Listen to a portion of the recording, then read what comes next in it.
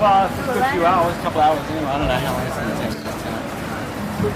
So yeah, I've been running around doing all sorts of things. I took a bit of the laundry, I had to go here and there.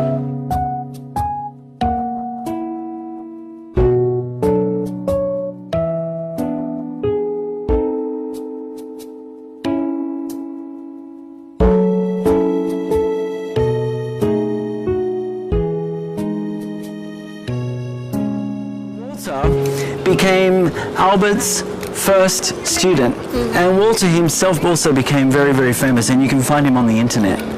Now, the other really interesting thing about this painting, and it's amazing, in ancient Aboriginal culture, they love the land.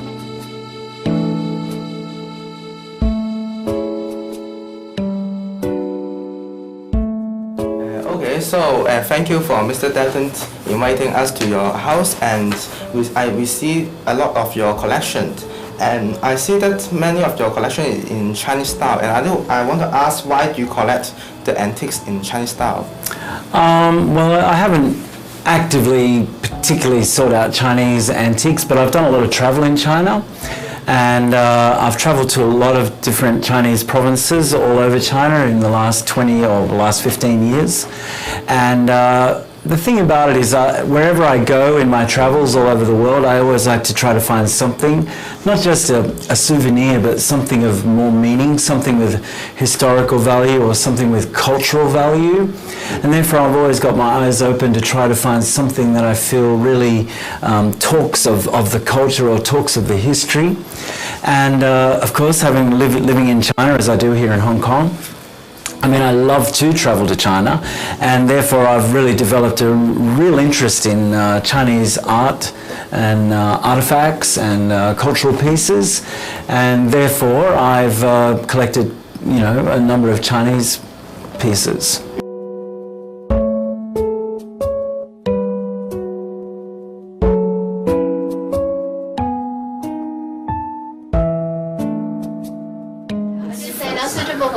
Yeah, kind of, and I mean, but this is really old. This is probably 200 years old.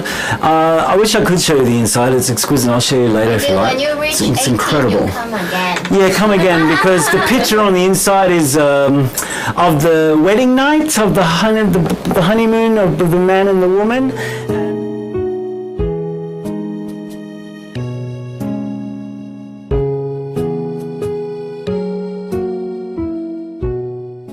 So how did the visit happen? It just so happened one day that I was talking to Mr. Dalton about my club, and I went to his desk. He showed me he was very interested in getting a painting, a contemporary painting from an auction somewhere. And it was a very beautiful painting about some dances. It's watercolor painting. So, and then we started talking, and then he showed me his phone, and his phone, he showed me a blue and white Chinese bow, antique of course. The bow was absolutely beautiful. It had beautiful brushwork of the 8 Chinese immortals. Everything about the bow was right. Its color, its cobalt blue, its shape, its brushwork, is exquisite. So we started talking about antiques, and I found out that he actually has a collection of his own, which does not limit to Chinese art, but other kinds of arts from other countries as well. I also have a bit of a collection, but the thing that really appeals to me is the way that Miss Ho is able to inspire the students to take an interest in culture, history, and those things are associated with these collectible items.